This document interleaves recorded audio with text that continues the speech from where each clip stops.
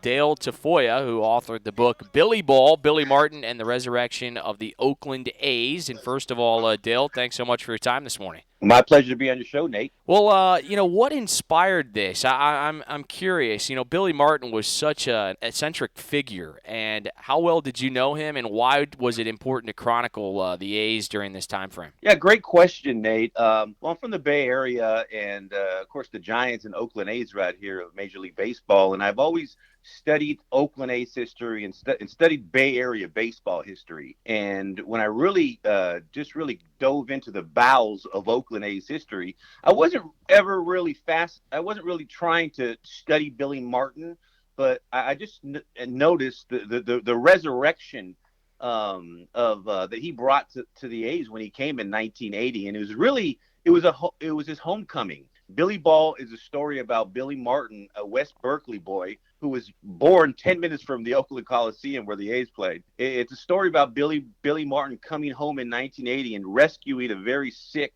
unstable Oakland A's franchise. And A's owner, of course, Charlie Finley, couldn't survive the economics of free agency in the late 70s, and the franchise was decaying badly in Oakland. And Billy Martin arrived and resurrected the franchise, and it chronicles Billy Martin coming home and saving his hometown franchise. The A's have needed this resurrection on a couple of occasions. This is not the lone period in the A's history in which they've needed kind of this central figure to come bail them out of a tough situation. But what makes the Oakland market so difficult to succeed? I mean, I found it fascinating here. 1979, Dale, only 307,000 fans total. And as I teased at the end as we went to break, in 2019, the lowest team was the Miami Marlins, and they still had over 810,000 people pass through. Right. Well, the Bay Area also have the San Francisco Giants, and there's a lot of you have the Warriors. You had the Raiders. Now they're on the way to Las Vegas. Soon, the A's. Actually, the A's are going to be the only professional sports team in Oakland, so that should help. That should help. Yeah, I think winning is the key. I think when you put a winning team on the field, fans will come, and as you see, with Billy Martin, the A's drew under 307,000 for a season attendance in 1979. Nate, on April 17th, 1979, only 653 fans showed up to watch a game. The A's played the Seattle Mariners. Some insiders that were there say only about 300 people were in the stands. So I think, as you see, when Billy Martin came in 1980, he shot the A's to second place. In 1981, the A's got off to the best start in baseball history, 11-0. Then they shot to 17-1, and then 20-3. By 1981, in that strike-shortened season, the A's went to draw 1.3 million, and that's including missing 22 home dates because of the 1981 strike. By 1982, the A's drew 1.7 million. So I think winning is a key formula. But also, you had Billy Martin, this entertaining, unpredictable manager that connected so much with the working class in every city he managed. And he did the same when he came home to manage the A's. And he brought a hard-nosed mentality to the game, and I love the part where it really talks about, how he was able to define Rickey Henderson and sort of hone in his athleticism and becoming a really elite base runner and Hall of Fame baseball player. Yeah, well, Charlie Finley he was the owner who drafted Rickey Henderson out of Oakland Technical High School here in 1976. And Billy's his aggressive style of play and how he emphasized base running, the hit and runs and the double steals, that just coincided with Rickey Henderson's emergence.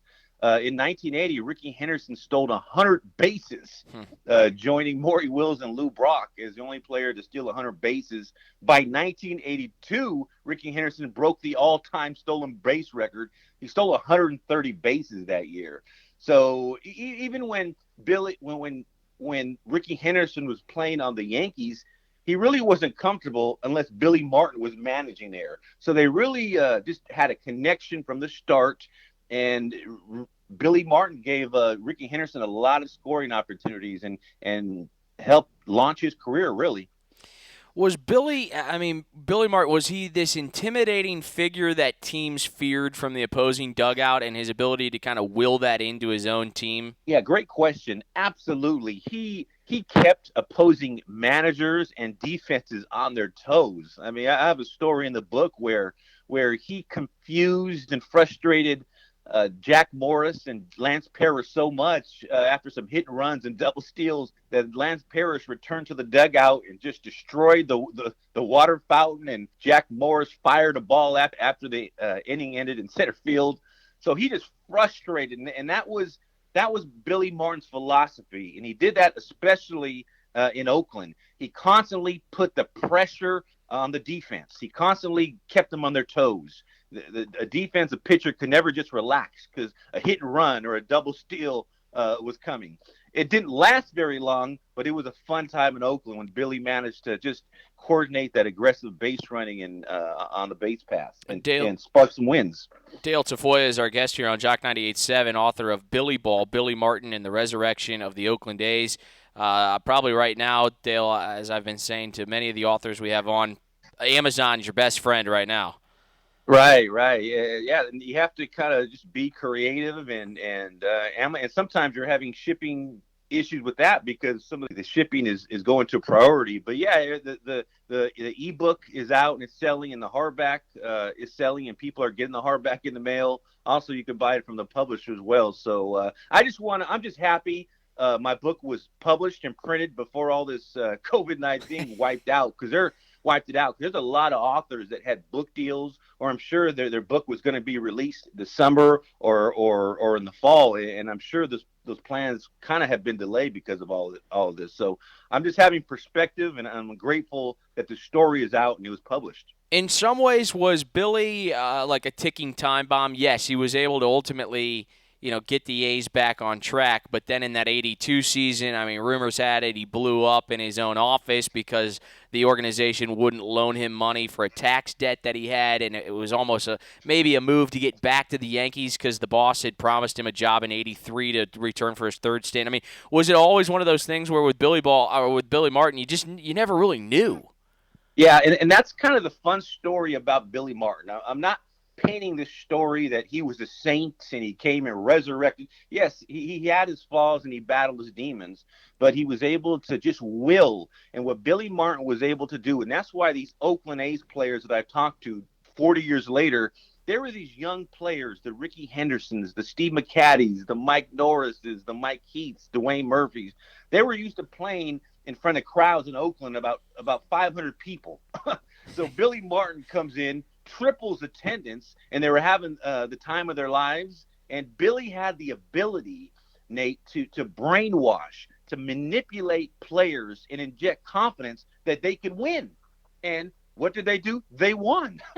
And Billy Martin, his stay in every location, his shelf life wasn't very long, as you know, Nate. But he still, whether when he first started managing the Twins in 1969 to the Tigers to when he resurrected Texas baseball in 1974 to when he came to the Yankees and A's, he managed just to resurrect a team. He had a knack for turning bad teams around. It didn't last very long, but he did it.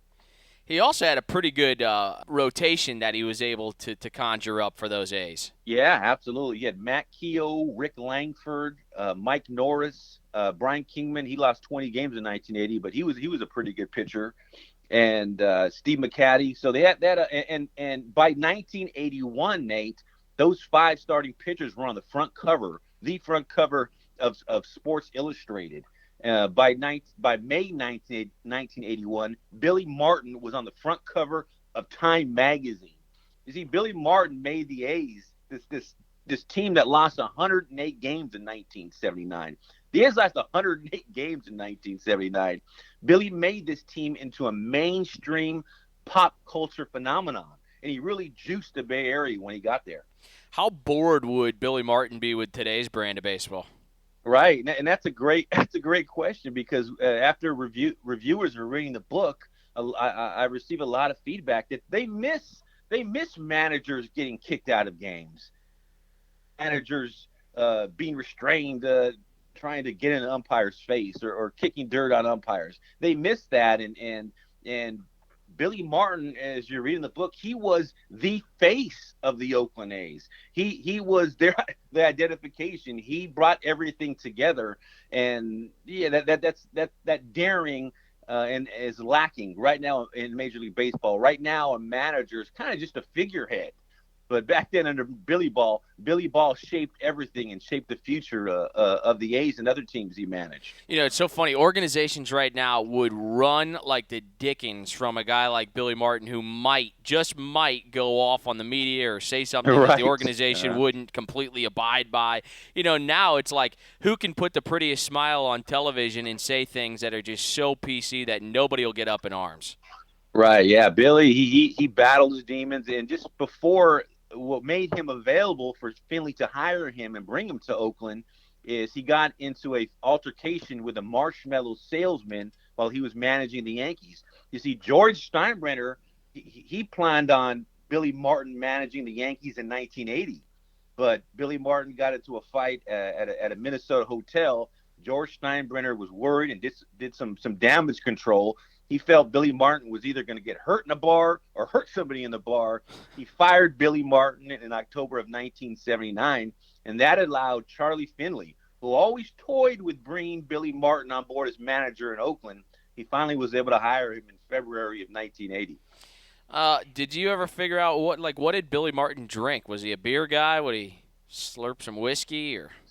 Yeah. He drank some dark stuff, some dark liquor. That was his thing. Wow. Well, I mean, what an interesting figure, and at that time, I mean, in order to have those magical turnarounds, you needed a great leader, and even the greatest of all leaders have their own faults. But Billy Martin clearly had an ability to do some things that others did not possess, and certainly it's no stranger to the Oakland A's because they felt it on a major impact. Well, yeah, I mean, Billy Martin, and I compare Billy Martin to like an evangelist or a crusader. He would come into a city, he would bring baseball fever to a city. He would shake an organization. He would just, I mean, Billy Martin in this A's organization, he was the bridge to everything. He was the bridge to bring all the fans back to the Oakland Coliseum when they were on their way to Denver. He was the bridge. He created the interest for Finley to be able to unload the A's to the Haas family, the Walter A. Haas Jr., to buy the club and keep him in Oakland. So although his stay in Oakland didn't last very long, it was only 3 years, and he was fired during the 1982 World Series. During that short stay, he did so much for the organization and really solidified their stay. And you're right. His stay in every city didn't last very long, but he connected with the working class in every city, Nate. Whenever owners would fire Billy Martin in different cities, the fans would schedule boycotts because they loved Billy, because Billy was a guy, from a fan's perspective, Billy was a guy that you'd want in your corner. He'd fight for you. Was there anything in writing the book that you found out maybe that you didn't previously know and you just couldn't help but dig further into the detail of it? Well, I was fascinated by the last season, the 1982 season, and you hear about Billy's shelf life not lasting long in one city, and in 1982 was a very rough year. Some of the pitchers, their arms went out. Billy lost the clubhouse in some instances, and some say he was itching to go back and manage the Yankees. And the Haas family, I mean, they gave Billy Martin the keys to the kingdom. Not only when they got there, Charlie Finley signed Billy for only 2 years. When the new owners, the Haas family, came in, they gave him a 5-year contract, and they made him not only the manager, they made him the director of player development. They gave him the keys of the kingdom. He was responsible for all personnel moves, and some say he sabotaged it. He wanted to go. He wanted to manage the Yankees, and he just didn't stay in one city very long. But he did leave a nice legacy in Oakland when he left. In terms of 40 years later, still feeling the impact of what he did when he came here. Still covering baseball, Dale? Absolutely. I do it. I write books. I study a lot of history, and I write book proposals. And some book proposals get acquired, some don't. This one happened to get acquired, and very happy with the results and the impact of it. It's fun. Well, all the best to you and the continued success of this book. I'm looking at it on Amazon right now, and it says only 10 left in stock, so it must be flying off the shelves, which is a good thing. Yeah, absolutely. It's especially the ebook. I know people were concerned about the shipping with Amazon. The ebook was going fast, but everybody's getting their book from Amazon, so everything should be good with the shipping. Dale Tafoya, appreciate your time this morning, and we'll continue to enjoy Billy Ball, Billy Martin, and the resurrection of the Oakland A's. Thank you, sir. Thank you. Honor to be on the show, Nate. Take care. Thank you.